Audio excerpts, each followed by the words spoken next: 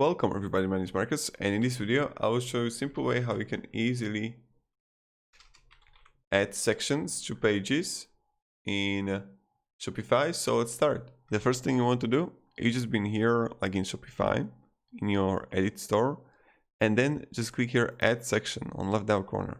And now you have option to choose like gallery, featured product, rich text, or custom content even. And you click like add here, and now we got it.